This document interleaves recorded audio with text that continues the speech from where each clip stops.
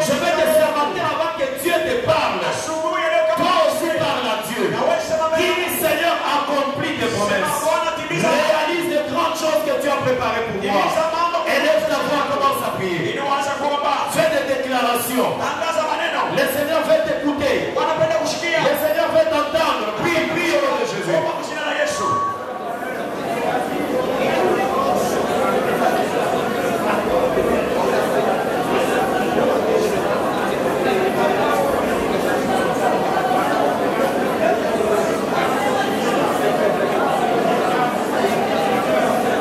Il y a quelqu'un qui a les promesses de Dieu. Il y a quelqu'un qui a les promesses de Dieu. Si Dieu ne te les a pas encore fait comprendre, moi je te rassure qu'il y a les promesses. Il y a des choses qu'il a déjà préparées pour toi. Bien-aimé, dis à Dieu, Seigneur, accompli. Je suis incapable moi-même. Réalise tes promesses dans ma vie, dans la vie de mes enfants, dans la vie de mon mari, dans la vie de mon épouse, dans notre famille. Que tes promesses se réalisent. Les promesses dans la vie de mes parents. Que Dieu fasse cela. Les promesses de l'élévation, de la bénédiction, des voyages, des mariages, de voir les portes s'ouvrir. Que ces promesses se réalisent. Il est Dieu. Il est Dieu. Qu'il accomplit cela. Au nom de Jésus. Amen. Amen. Acclame très fort pour le Seigneur. Que Dieu soit loué. Nous allons commencer la parole. Nous allons faire la lecture de deux passages bibliques. Ceux qui peuvent écrire, nous allons écrire Apocalypse 14, versets 14 à 16. Je dis Apocalypse 14, 14 à 16. Les deuxième passage, c'est Marc chapitre 4, versets 26 à 29. Le fort, nous allons nous tenir debout, nous allons faire la lecture. Nous allons honorer la parole de Dieu en lisant ces deux passages. Marc chapitre 4, versets 26 à 29. Et aussi Apocalypse 14, versets 14 à 16. Je commence avec Apocalypse 14, 14 à 16. Je lis au nom de Jésus-Christ. Je lis au nom de Jésus. Amen. Je regardais, voici, il y avait une nuée blanche. Et sur la nuée était assis quelqu'un qui ressemblait à un fils d'homme, ayant sur sa tête une couronne d'or et dans sa main une faucille tranchante.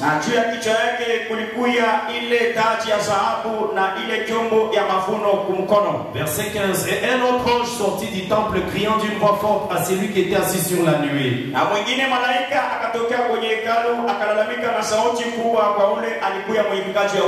lance ta faucille et moissonne, car l'heure de la moisson est venue. Je veux qu'on retienne cette phrase-là. Et moissonne, car l'heure de la moisson est venue. Car la moisson de la terre est mûre. Et celui qui était assis sur la nuée jeta sa faucille sur la terre, et la terre fut moissonnée. Marc chapitre 4, verset 26 à 29. Il dit encore: il en est du même des royaumes de Dieu, comme quand un homme jette la semence en terre, qu'il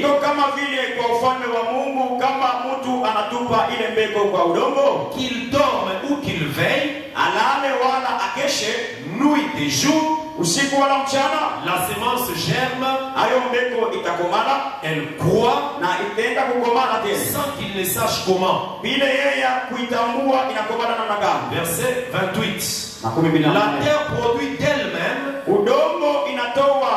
d'abord l'herbe, puis l'épi, puis les grains tout formés dans l'épi. Et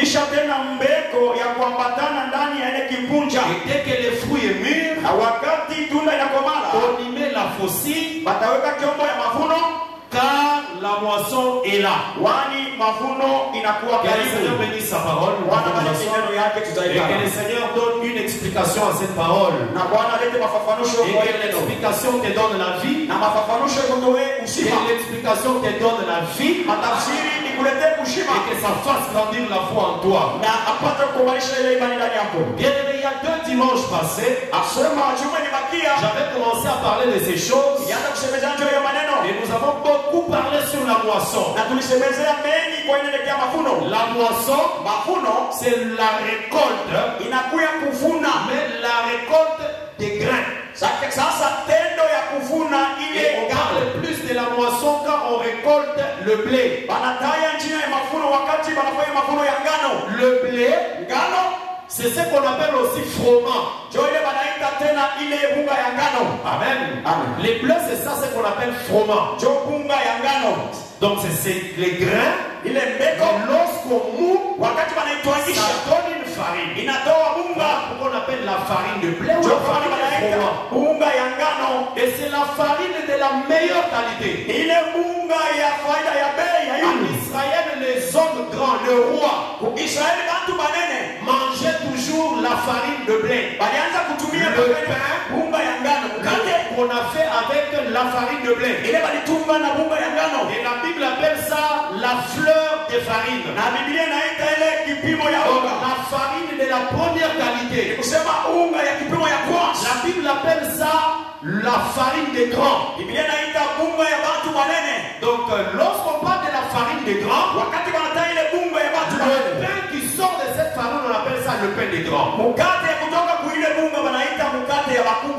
Quelqu'un comprend ces choses. Alors les gens de basse classe, qui étaient un peu inférieurs avec des moyens pas trop grands, et manger le pain était fait avec l'orge. L'orge aussi, non, l'orge c'est aussi des grains. Avec ces grains là au mou, on a la farine d'orge. Et le pain qui sort de là, on appelle ça le pain d'orge. C'est comme ça que la vie en Israël était. Le grand mangeait le pain de grand. Le pain qui sortait de la farine de blé.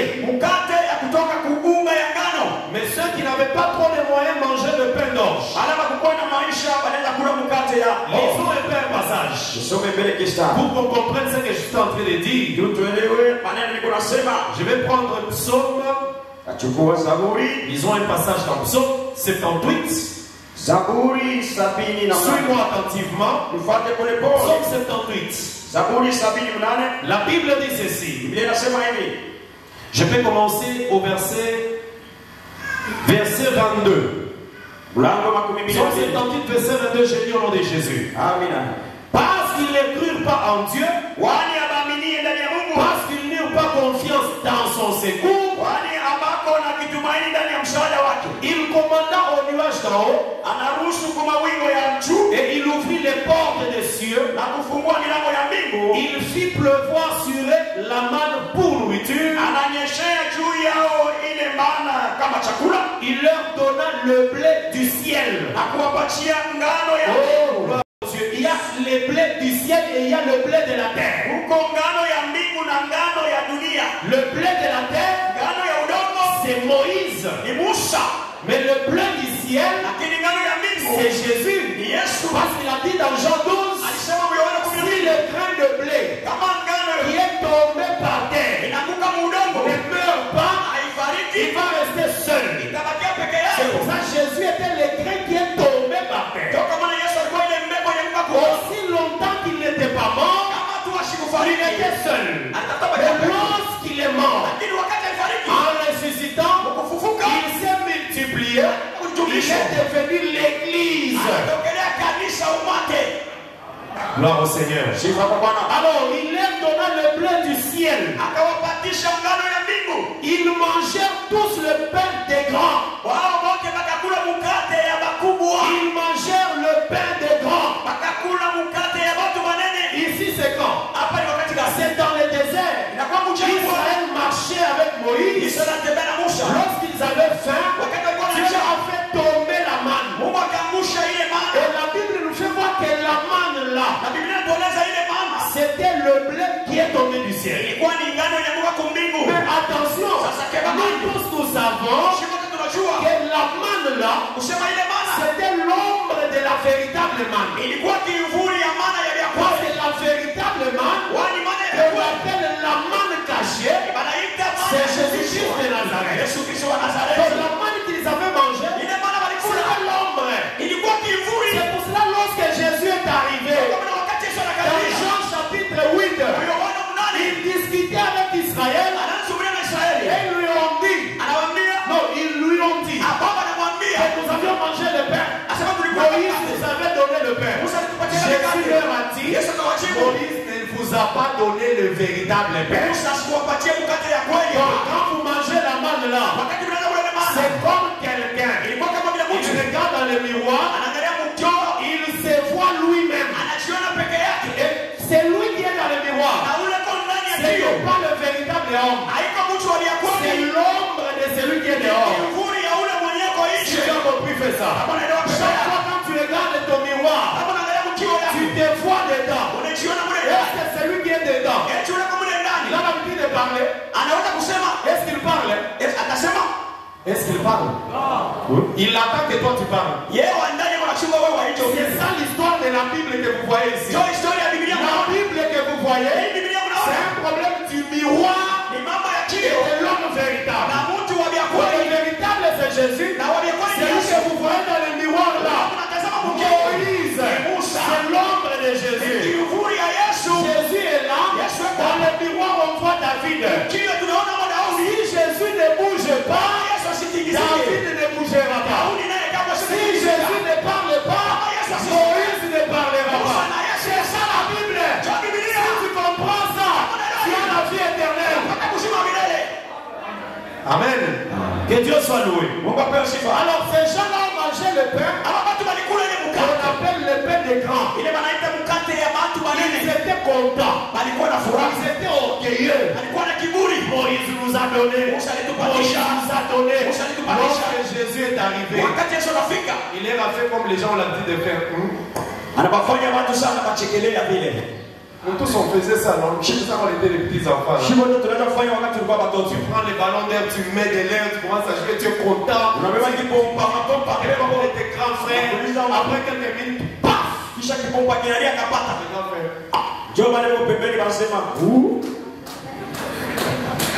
ça Israël avec Jésus. Moïse ne vous a pas donné le pain. Moi, je suis le vrai pain descendu du ciel. Ça veut dire le véritable blé, c'est Jésus. Maintenant, lorsque Jésus est venu, la Bible dit qu'il est le blé tombé. Ça veut dire on a fait tomber. Maintenant, s'il ne meurt pas, il va rester seul. S'il meurt, il se multiplie. Lisons ça un peu dans Jean. Que Dieu soit loué. J'aime les Écritures. J'aime les Écritures. Ça me donne la vie. La Bible dit que ces Écritures, c'est ça la parole de Dieu. La Bible nous dit dans Jean, chapitre 12. Je vais lire très rapidement. La Bible nous dit ceci. La Bible me dit ceci à partir du verset 20. Je lis au nom de Jésus. Amen. Au nom de Jésus. Amen. Quelques Grecs du nombre de ceux qui étaient montés pour adorer pendant la fête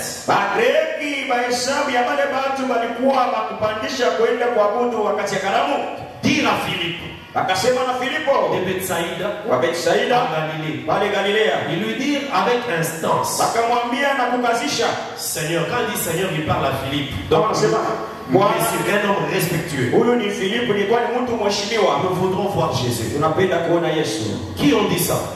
C'est les Grecs qui disent à Philippe, on veut voir Jésus. Philippe alla les dire à André. Puis André et Philippe allèrent dire cela à Jésus. Qu'est-ce qu'ils ont dit à Jésus? Jésus, les Grecs veulent te voir. Écoutez maintenant le verset 23. Jésus leur répondit. L'heure est venue où le Fils de l'homme doit être glorifié. Ça veut dire comme les Grecs veulent me voir, ça veut dire l'heure est venue où le Fils doit être glorifié.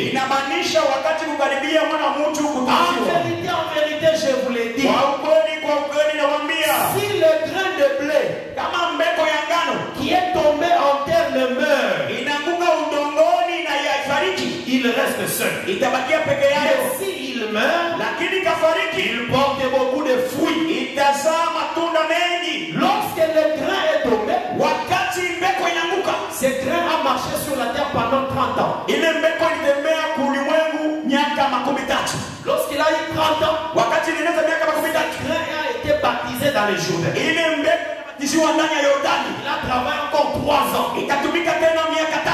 Après les 3 ans, Kisha miaka on a 3, pris le grain, banabeba ile mbeko, on l'a tué à la croix. banaiua kwa msalaba. Lorsqu'il est ressuscité 3 jours après, Wakati ilifufuka siku 3 baadaye, il a multiplié. Il inajijumlisha, s'est multiplié. ilijijumlisha Et nous sommes devenus l'église. na inatokelea umati ya Mais kanisa. là, écoutez, Sasa sikia, dans le champ, mushamba, lorsqu'on a placé la sémence, wakati banawaka mbeko, ceux qui travaillent ou qui ont déjà travaillé à la terre le savent, bale banalimaka banachua imambo. il y a ce qu'on appelle la moisson. Kuko ile banaita mavuno, Mais la moisson se fait dans des étapes. lakini mavuno nafashikaka mu Tu ne mabipindi. vas pas venir dans le champ Hauwezi kukaribia mshamba après avoir sémé, kisha tu kupanda commences mbegu. à tout récolter. Non! Maana wewe unaanza kuvuna hiyo Quand mavuno. l'heure de la moisson arrive, Wakati ya mavuno ikikaribia, on récolte les premières choses qu'on appelle d'abord le prémisse. banavunaka vitu ya kwanza banaita malimbuko. Les prémices, ce sont les premières tiges plantes de la moisson. Malimbuko inakuwa ile mamiti ya kwanza ya Tu mavuno. prends les prémices Unachukua ile malimbuko, qui montrent que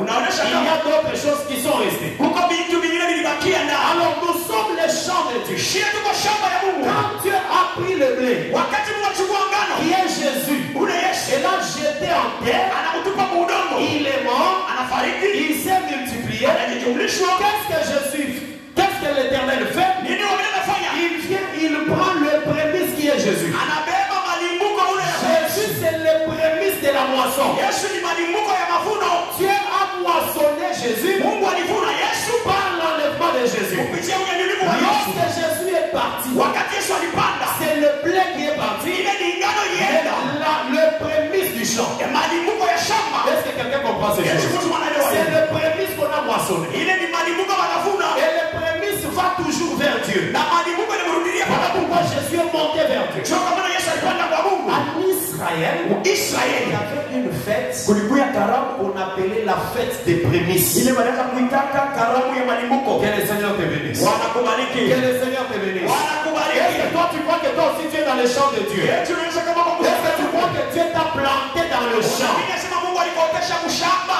Dans la fête des prémices, Mwile karamu ya malimbuko. c'était la troisième fête de l'année. Ilikuwa karamu ya tatu ya mwaka. La première fête, Karamu ya kwanza c'est la fête de la Pâque. ni karamu ya Pentekoste.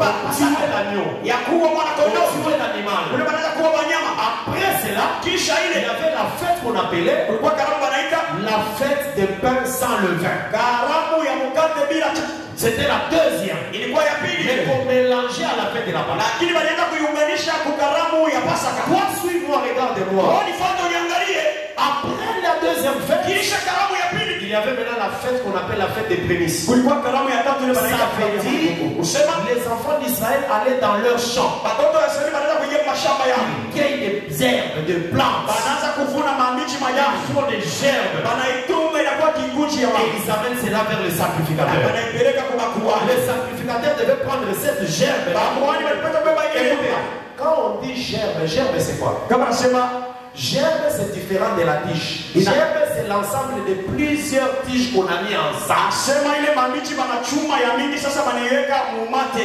Regardez. Angalia. Vous voyez quand tu vas acheter des légumes, Wakati nilitaka kusabia mayani.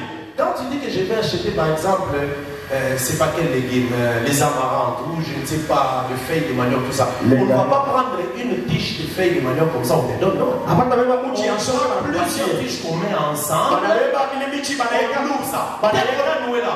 C'est ça la gerbe. ile banaifunga nje banaita C'est comme ça Israël, quand ils allaient dans les champs, Israeli wakati ndio ils kuya mshamba. prenaient les plantes là, les premières plantes. Anabeba ile Ils mambichi ya mettent ça en kwanza gerbe. banaifunga fashi moya. Et ils prennent ça, ils amènent au sacrificateur. Banaichukua Le banaileta kwa kuhani. sacrificateur prendra la gerbe, Sasa mkuhani atabeba ile il michi va élever, anainua il agite ça des deux côtés. anatingiza mangambo yote mbili. Quelqu'un comprend ces choses? Mtu anaelewa Est-ce hivi? que quelqu'un comprend ces choses? Si mtu anaelewa, Même si tu n'as pas encore lu, moi j'ai déjà lu, pour toi je t'explique. hata kama wewe apokea mimi nishapokea lakini nakufafanusha. Donc il prenait la gerbe Anabeba et ile on michi. agite des deux côtés. Banaitingiza ngambo Ces mbili. mouvements-là montraient quoi? Ile matamko yanaenda Que kuonesha nini? Jésus-Christ, Nasema Yesu Kristo c'est lui prémisse du champ. Dieu l'a pris.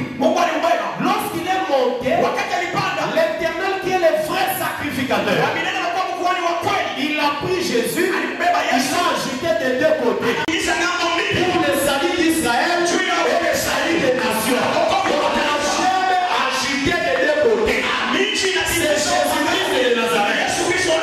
Maintenant, comme le premier c'est déjà parti, la moisson n'est pas finie. On doit venir aussi moissonner les restes.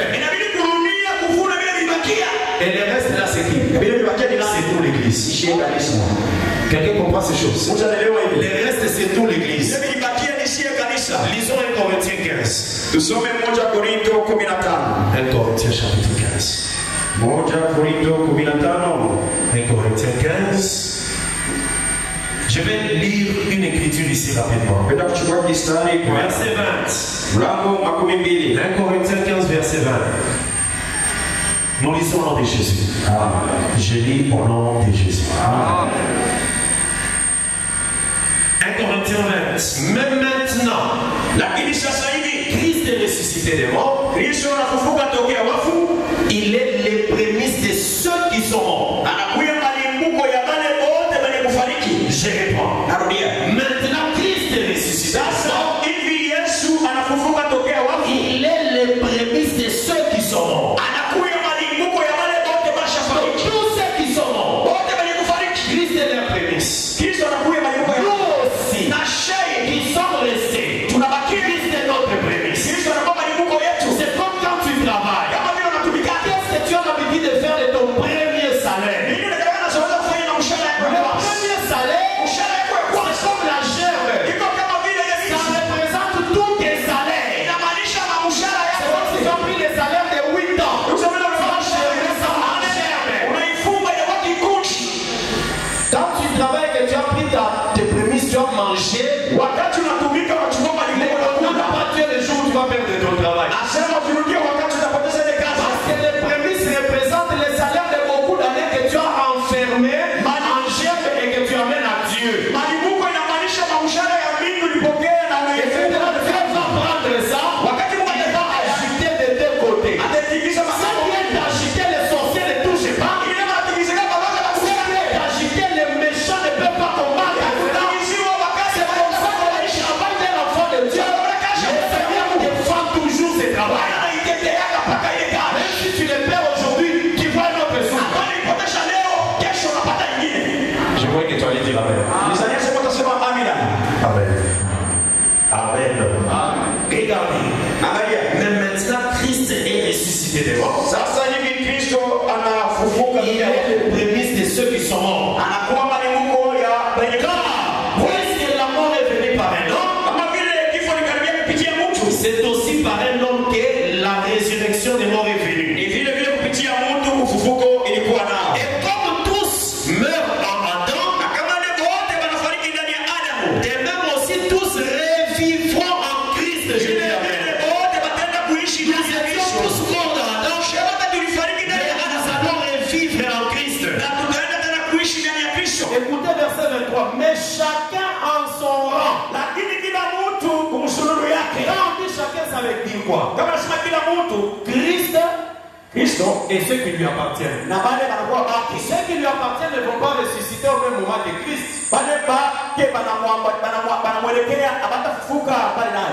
Verset 23 dit, mais chacun en son rang. Donc Christ est comme prémisse. Puis ceux qui appartiennent à Christ et qui vont ressusciter lors de son avènement. Je veux que tu dises Amen. Je veux que tu dises Amen. Christ lui est ressuscité comme prémisse du champ. Donc dans le champ, là où on avait sémé, il s'est multiplié et s'est ressuscité comme prémisse. Après lui, ceux qui lui appartiennent ressusciteront aussi comme le reste de la sémence. Voilà pourquoi Apocalypse 14 nous dit que il y avait un homme qui était sur la nuée en train de se déplacer. déplacé. Un ange aussi est venu lui dire, prends ta faucille. La faucille, c'est comme un couteau, mais pour la récolte. Les gens qui ont beaucoup suivi des films ou des documentaires des Chinois, parce que la Chine, vraiment, c'est l'agriculture. Il y a des couteaux qui sont en forme d'un arc-en-ciel comme ça.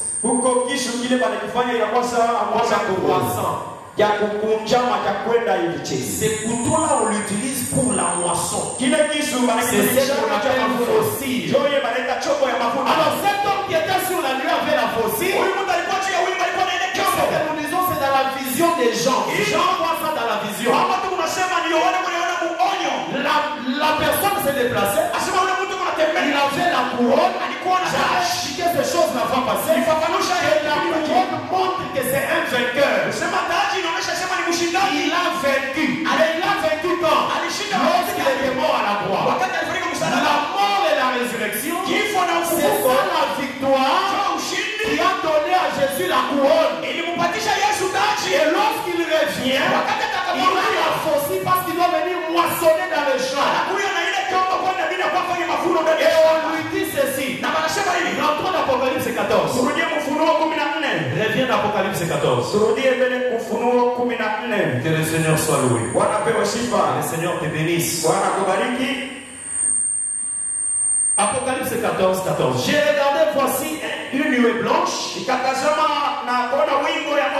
Sur la nuée était un homme qui ressemblait à un fils d'homme. Qui avait sur la tête une couronne d'or. Et dans sa main une faucille tranchée. Tu comprends ce que je suis en train d'expliquer? Ça veut dire cet homme qui vient, c'est un cultivateur. Il avait déjà sémé. Il revient maintenant pour moissonner. Jésus-Christ qui est parti, bien aimé, il reviendra moissonner. Malgré la vie que nous mêlons sur la terre, un jour, la moisson aura lieu. Et la Bible dit, comme Jésus a été moissonné, le reste du champ aussi sera moissonné. Tu peux vivre sur la terre comme tu veux. Tu peux prendre tes pensées comme tu veux. Tu peux chercher à avoir beaucoup d'argent. Tu peux chercher à dominer les gens. Tu peux avoir beaucoup de moyens. Mais bien, sache que tel que le blé a été moissonné comme prémisse, le Seigneur viendra moissonner les restes. Ça ne ratera pas. Les prophéties de Dieu ne ratent jamais. C'est les prophéties des hommes qui ratent. Il viendra moissonner. Il viendra moissonner. Verset 15. Apocalypse 14, 15. Un autre ange sortit du temple. Il y a un autre ange qui sort. Il y a celui qui est sur la nuée. C'est Christ. Maintenant, un autre ange sort du temple. Le temple ici, ce n'est pas un temple physique. Il faut savoir que le temple, le ciel, c'est le temple. Tout ce qu'on avait mis dans le temple par Salomon. Salomon avait vu ça au ciel. Tout ce que Moïse avait mis dans le tabernacle, il avait vu ça au ciel.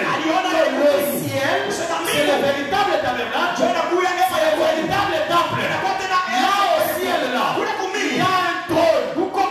Mais dans le temple, on a mis l'arche. La voix de Dieu sortait de l'arche. Mais dans le ciel, la voix de Dieu sort du trône. Alors l'ange qui sort du temple, il parle à celui qui était sur la nuée. Il dit, prends ta faucille, lance sur la terre. Vous voyez, il dit ceci. Lance ta faucille et moissonne. Car lance ta faucille et moissonne, car l'heure de moissonner est venue. imekaribia. Car la moisson de la terre est mûre. Na kwani mavuno ya udongo imekomala. Regarde, moi je vais te dire quelque chose. Uyangalie, napenda kuambia kitu moja. Le Seigneur, Bwana il viendra moissonner la terre kuya kuvuna udongo lorsqu'il verra que la moisson est mûre. wakati atachunguza kusema ile mavuno inakomala. Et ce n'est pas toute la terre. Na haiko udongo yote, Parce que toute la terre, toutes semences ne va pas mûrir. mbeko yote haitafika kukomala pa. Il n'y a que ceux qui sont des dieux. Ceux qui ont l'enseignement. Il faut arriver à la maturité. C'est ça qu'on a mis dans Marc 4. Marc 4 a dit, le royaume des cieux, c'est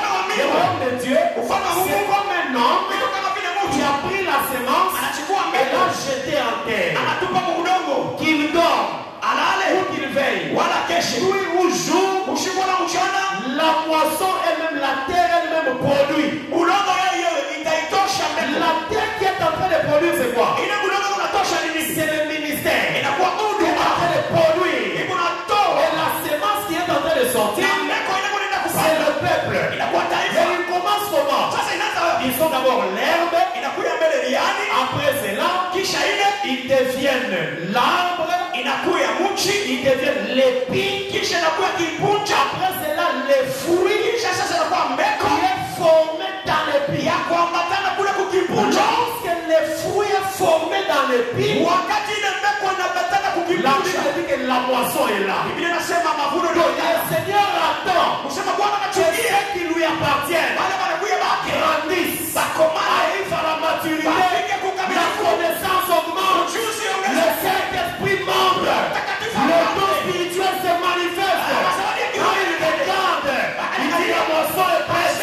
Je n'ai plus de ça sur la terre. Je dois venir prendre et arracher. Mais quelle est ta condition, toi?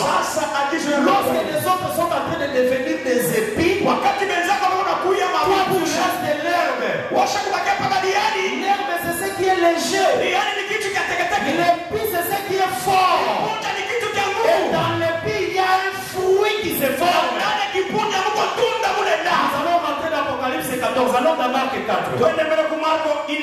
Marc chapitre 4. La Bible nous dit ceci. Marc 4. Marc 4. J'ai lu le verset 26. Ici, Jésus compare les royaumes de Dieu. Il est dit qu'il jette la semence en terre. La semence qu'on a jetée en terre, c'est quoi? On vient de lire avec vous Jean chapitre 12. Le blé, il est jeté en terre. Qui a jeté le blé? C'est Dieu lui-même. Qui a envoyé Jésus? C'est Dieu lui-même. Voilà pourquoi ces blés, lorsqu'on les jette en terre, il y a un travail qui commence à se faire. Verset 27. Que cet homme dorme ou qu'il veille, nuit et jour, la semence germe. La semence germe. Lorsque tu as entendu cet évangile, lorsque tu as entendu la parole de Dieu, il y a quelque chose qui commence à germer en toi. Parce que la semence c'est la parole qui tombe dans le cœur de l'homme. Lorsque ça tombe, tu commences à te dire, je prenais la bière, je me livrais, j'abandonne. Je volais, j'abandonne. Je me prostituais, j'abandonne. J'étais un homme orgueilleux, j'abandonne l'orgueil. C'est ça la semence qui commence à germer. Après la semence qui germe, la Bible dit que la semence croît. Ça commence à croître. Tu quittes la dimension d'abandonner le péché. Tu entres dans la dimension de chercher la communion avec Dieu. Que Dieu commence à te parler. Tu as les yeux pas comme tout le monde. Les yeux qui vont voir ce que les autres ne voient pas. Une langue qui peut dire ce que les autres ne disent pas. Les oreilles qui entendent des choses que les autres n'entendent pas. C'est la semence qui commence à croître. Tu quittes dans la dimension où on doit t'exercer.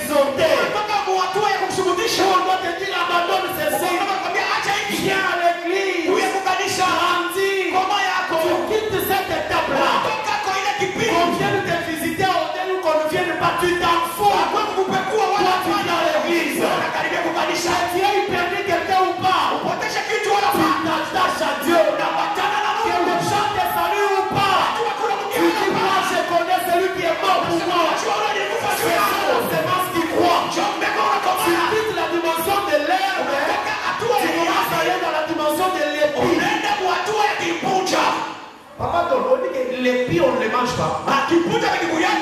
Tu sais que les pieds, on ne mange pas. Tu peux prendre le maïs. Tu peux manger tous les grains qui sont autour de l'épi. Dès que tu prends l'épi, tu termines, tu fais quoi? Tu jettes l'épi. L'épi que tu as jeté là, produit encore. C'est ça un enfant de Dieu. Tu entres dans la dimension de l'épi. La dimension des sorciers ne te touche plus. La dimension des occultistes ne te domine pas. La dimension où les femmes ne te font plus tomber. La dimension où on ne peut pas te prendre dans la prostitution à cause de la boîte de la poudre. C'est ça la dimension de l'épi. Si on te prend, on te néglige, tu grandis. Dès qu'on te minimise, tu grandis. Dès qu'on est en train de te cajoler, ça te distrait. Mais dès qu'on te néglige, dès qu'on parle à part de toi, tu entres à la maison, tu entres au pays. On te critique, on t'envoie, tu rentres chez toi, tu lis la parole. La famille te néglige. Lorsque tu cherches la face de Dieu, tout le monde commence à revenir vers toi pour te demander. C'est ça la dimension de l'épi. L'épi ne crée jamais. L'épi est créé pour être jeté. L'épi a été créé pour être jeté. Tu veux à tout moment qu'on te prenne. Pas encore l'air, mais c'est la fleur qu'on prend, qu'on cachonne. C'est la fleur. Mais l'épi grandit. L'épi ne dort jamais sans avoir lu la Bible. L'épi ne dort jamais sans avoir prié. L'épi ne passe pas une semaine sans jeûner même un jour. Et puis on te remplit de sa terreur. Tu deviens un homme fort. Tu déclares des choses. Les choses qui tu déclares arrivent. Maman, dès que tu deviens l'épi dans ta maison, les choses vont changer. Les choses vont changer. Essaye, exerce-toi, deviens seulement l'épi dans ta famille. Amen. Amen. Verset 27. Cet homme qui a jeté la semence, qu'il dort ou qu'il veuille, nuit et jour, la semence germe, croît, sans que l'homme ne sache. Vous voyez, nous quand nous mettons la semence en feu, tu vois, nous les prédicateurs on prêche, on met la semence. Je vais être distrait. Je vais être éveillé. Lorsque toi tu grandis, moi je ne vais même pas me rendre compte. Je vais constater seulement qu'après une année, cette sœur a changé la coiffure. Ses frères ici, la coiffure a changé. Tu vois, que je dors, que je fais, la manière dont tu es en train de te former. Nous, on ne va pas se rendre compte. À un moment constant seulement, tu étais la fleur, tu étais l'herbe, mais tu es devenu l'épi. Amen. Amen. C'est comme ça les gens qui nous encadraient, nous. Quand j'arrive à l'église, on prêche une parole. On parle aujourd'hui de Matthieu 25, verset 1 à 4. Quand je rentre à la maison, je vais lire tout Matthieu. Si on nous avait prêché aussi Ecclésiaste 3, verset 2 à 7. Moi je vais lire tout Ecclésiaste 3. Donc les gens qui nous encadraient, c'est une révolution. Comment se fait à présider? Les jours où je venais pour présider, les gens s'étonnent. Oh, je peux interpréter. Comment se fait à changer? Parce que la croissance, ça dépend de Dieu. Tu deviens ce que Dieu est en train de te former. Verset 28. Toujours Marc 4. Je suis en train de vous expliquer le royaume de Dieu. C'est ce que Jésus dit. C'est ça le royaume de Dieu. Quand tu constates dans ta vie que Dieu est en train de grandir spirituellement, ça veut dire que tu fais partie du royaume de Dieu. Mais quand on est en train de te forcer à grandir, Maman, enlève un peu ce que tu as mis sur la tête. Maman, toi, chaque fois, c'est quelque chose. Prends un peu que ta chute devienne un peu longue. Mais dis, donc, tu n'es pas encore dans le royaume. Parce que le royaume, c'est la croissance. Verset 28. La terre produit d'elle-même. Udongo inatosha yayo yenyewe. La terre là, c'est ça les cœurs, non? Hii udongo elle produit d'elle-même. Mwana balitupa mbeko yo yenyewe inatosha. Commençons à voir la production. Sasa tuanze mbele kule. D'abord l'herbe. Mbele yani qui est encore au niveau de l'herbe dans cette église? Nani ngali mkipimo wala hatua ya yani Anachema la vérité. Lève un peu la main, lève. Nyosha kwa mkono.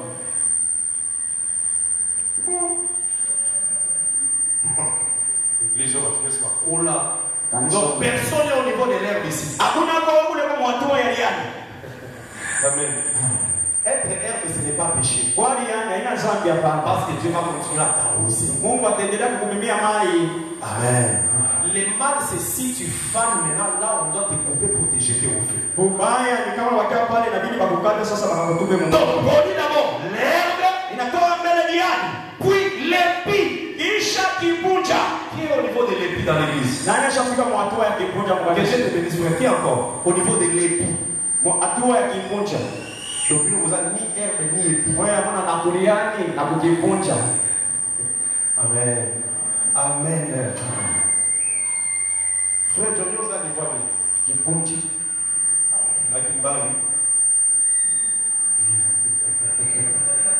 Amen. Fais ça. Bébé, acclame très fort pour le Seigneur. La terre produit elle-même. Udongo inatosha l'herbe, mbele jiani, puis l'épi, kisha kibunja, puis kisha les grains. mbeko. Gloire au Seigneur. Puis les grains. Kisha mbeko. Mais les grains, Lakini mbeko quand il est produit, wakati inatoweka, il n'est pas en dehors. haiko nje hapa. Il est formé dans l'épi. Iko mule ndani ya kibunja. Que le Seigneur te bénisse. Bwana kubariki. Parce qu'un homme qui reçoit le Saint-Esprit, Ule mtu anapokea Roho Mtakatifu, il a les fruits de l'Esprit. eko na tunda ya Roho Mtakatifu. Le fruit de l'Esprit. Tunda ya Roho C'est un Mtakatifu seul fruit. ni tunda moja. J'ai entendu des gens qui parlent de 9 fruits de l'Esprit. Tunasikia watu wengine wanasema matunda 9 ya Roho C'est Mtakatifu. un seul fruit. Ni moja tunda. Amen. On va rentrer dans l'épi et les grains. Lisons un peu. Tusome mbele Galates chapitre 5. Wagalatio 5. Galates 5. La Bible nous dit ceci. Biblia inatuambia hivi. Galates 5. Galates 5. Wagalatia 5. Je vais lire. Oh, je suis dans Ephésiens, pardonnez-moi, je prends Galates. Galates 5. Wagalatia sura ya 5. Je vais commencer la lecture à partir du verset 16. Nous lisons au nom de Jésus. Je lis au nom de Jésus. Galates 5, verset 16. J'ai dit donc, Nasema kama hivi, marchez selon l'esprit tembeeni kufuatana na Roho et vous n'accomplirez pas les désirs de la chair. na hamtatimiza mania ya mwili. Je te dis la vérité. Upenda nakwambia ukweli. Je vais continuer la lecture. Endelesha na somo. Si tu as encore une vie de désir de la chair, Kama uingali mu maisha ya tamaa ya mwili ne mpendwa, te console pas. Ne atakushirikisha te trompe pas. Tu n'as Usijidanganye pas encore l'esprit de Dieu. pale hawajapokea Roho ya Mungu hapa. Les désirs de la chair, Mania ya mwili, les mensonges, les vols, l'impudicité. Usherati. Parce que tout ce qui est autour de l'impudicité, hayo yote la yanatoka katika usherati, uzinifu, la vie de débauche, maisha ya quand tu kutenganisha. marches selon ces choses-là, Kama uko mubile tu vitu, n'as pas encore l'esprit de Dieu. baada ya kupokea Roho ya Même Mungu, si tu prophétises, hata kama c'est unatabiri, l'esprit qui te saisit pour un moment. ni Roho inakugusa kwa dakika kidogo. Mais les désirs de la chair Ile ni sont les signes que tu n'es pas encore sauvé. inaonesha sema wewe bado kuokolewa, Tu as l'amour de mentir. uingaliki na mapenda ya kulanda, Pas l'amour, mais la facilité de mentir. wepesi ya Et kulongofya. puis il y a des gens qui mentent automatiquement. Il n'a pas réfléchi. Huko watu wengine La manière dont il a menti, namna ile il a lui-même. na yeye mwenyewe Quand vous vous séparez, ukachana naye, anaanza kurudi sema je sais mentir. asema mimi ndio ninayua kulanda. Il se glorifie. Eko najitaka. Il a tellement une facilité Asema iko na ile wepesi, que lui-même se glorifie. yeye mwenyewe anafika kujitukuza. Tout désir de la chair, Asema nia yote ya mwili, cigarette, la pierre, la vie de l'impudicité. Tous ceux qui ont cette vie-là, ça montre qu'il n'y a pas l'esprit de Dieu. Même si tu parles en songe, tu n'as pas encore l'esprit de Dieu. Parce que l'apôtre Paul dit, je dis donc, marchez selon l'esprit et vous n'accomplirez pas les désirs de la chair. Car la chair a des désirs contraires au désir de l'esprit. L'esprit aussi a des désirs contraires à ceux de la chair. Écoutez maintenant, ces désirs-là, ils sont opposés entre eux. Les désirs de la chair et les désirs de l'esprit sont opposés. C'est comme le désir de l'esprit, c'est le pouvoir. Maintenant, le désir de la chair, c'est l'opposition. L'opposition. Dans notre vie, nous vivons ces deux groupes-là. Les désirs de la chair et les désirs de l'esprit dans ta vie. Ils sont opposés. Alors, je vais prendre rapidement le verset 22. Je ne saurais pas lire ici tout. Bon, disons, c'est important. Ils sont opposés entre eux afin que vous ne fassiez pas ce que vous voudriez. Écoute-moi.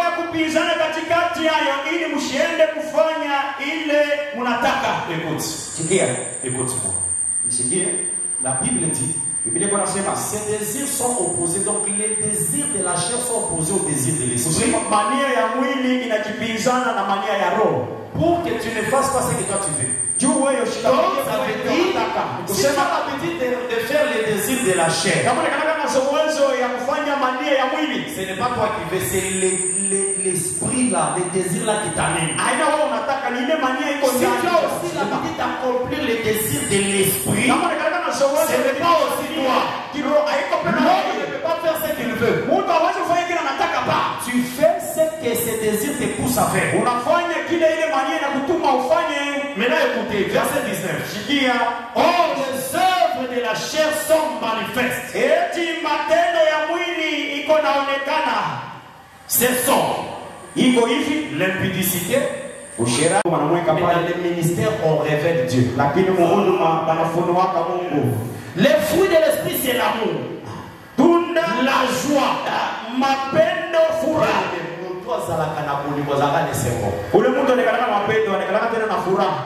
quand tu as la joie, quand tu as l'amour, il y a la joie. Vrai ou faux? La paix, salama. Si tu n'aimes pas, tu es rancunier, tu vas sentir toi-même que la paix pas bon. Si tu vas savoir cette la paix que tu sens dans ton cœur, tu manques d'amour. L'amour donne toujours la paix. Si tu gardes des rancunes contre les gens, tu vas sentir qu'il n'y a pas de paix dans ton cœur. Tu vas souffrir toi-même. Les gens qui ont des problèmes dans les cœurs contre les autres, tu sens que toi-même tu souffres.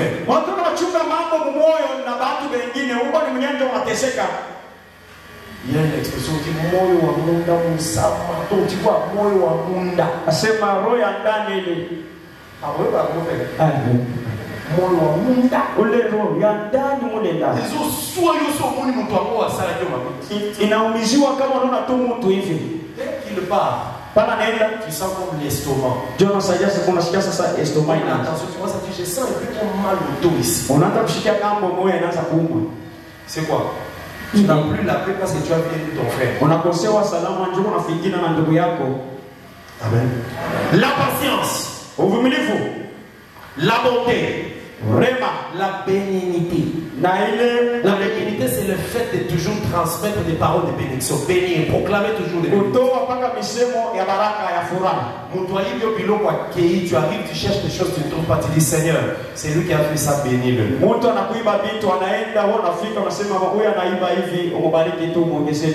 Amen. On t'apprend que ton mari sort avec telle fille dans les quartiers. Tu dis va dans la manne. Dans la manne. Uende mumana. Il y a un training que j'ai laissé là-bas il y a longtemps. Huko training Tu tu enlèves les pagnes. Tosha Tu prends les polos. Uende pana na Tu vas maintenant chercher la fille. Uende wakombanisha ule mwenyewe. Maman de l'église. Mama wa Elle kanisa. est partie maintenant chercher la fille. Eko nenda kutafuta ule mtoto. Elle va me sentir. Kula Là, atanionea. on avait commencé avec lui, est-ce qu'elle était là? Asema kule kinaanza kukwenda yeye kuyaka. Toi aussi, là où ils ont commencé, toi tu étais là. Sasa wewe na wewe kule wanaanzia wewe yako Biblia. Amen. Amen. Mais si tu es de Dieu, tu vas entrer d'abord en prière. Tu dis Seigneur, cette personne-là, bénis-la. Après cette phrase-là, tu verras des choses que Dieu fera. C'est très compliqué. Surtout si on t'avait béni. On avait dit que l'homme ne sait pas ce que Dieu a uni. Alors on avait déjà prononcé cette parole-là. C'est lui qui touche à ton mari. Il va rencontrer la Russie sur les chemins. Parce qu'il y a des choses qu'il ne faut pas oser devant Dieu. Quand on vous parle de l'armée céleste, quand tu regardes la R, le FARDC,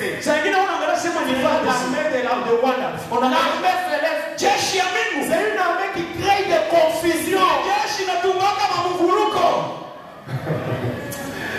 Oh, le Seigneur merveilleux. Je termine là-bas.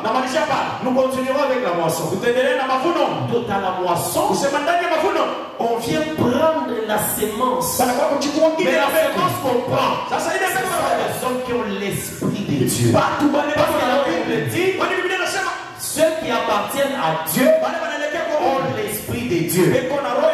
Je vais terminer par ces passages qu'on prendra prochainement. Terminons par la prénom de Deutéronome. Deutéronome.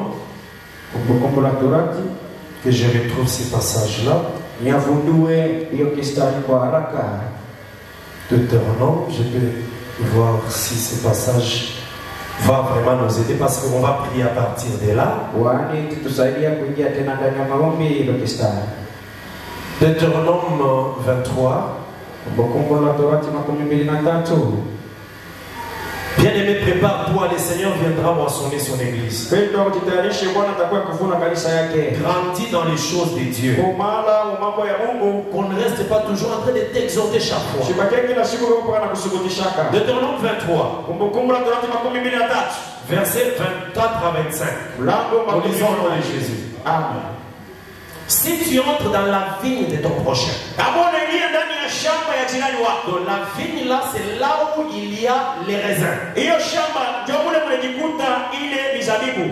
Si tu entres dans la vigne de ton prochain, tu pourras à ton gré ou à ta bonne volonté manger des raisins et t'en rassasier.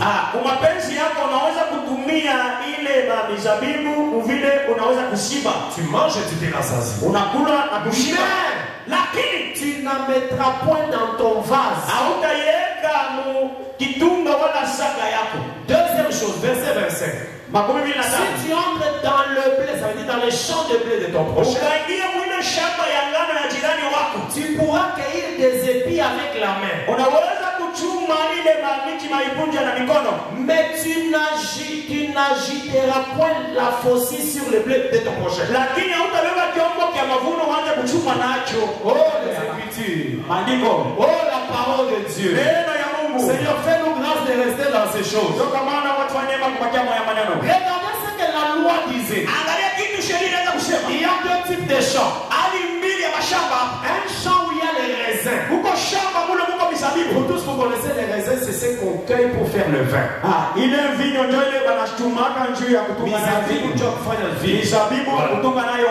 Le raisin, moi j'aime beaucoup manger les raisins. Amen. Il faut souvent manger, c'est bien. Quand tu prends les raisins, on fait, ça donne le vin. Là, c'est un premier champ. La Bible dit si tu entres dans le champ là, de son prochain, où il y a les raisins, tu peux à ta manière manger les raisins. Tu arrives, mange ça seulement dans les champs. Tu t'es rassasié et puis tu sors. Mais ne prends pas les raisins pour mettre dans les vases, tu remplis et puis tu sors avec les vases. Attention, la loi de Moïse est terminée. Je vais Le deuxième champ, c'est le champ de blé. Quand tu entres dans le champ de ton prochain, cueillis le blé mais avec la main. Tu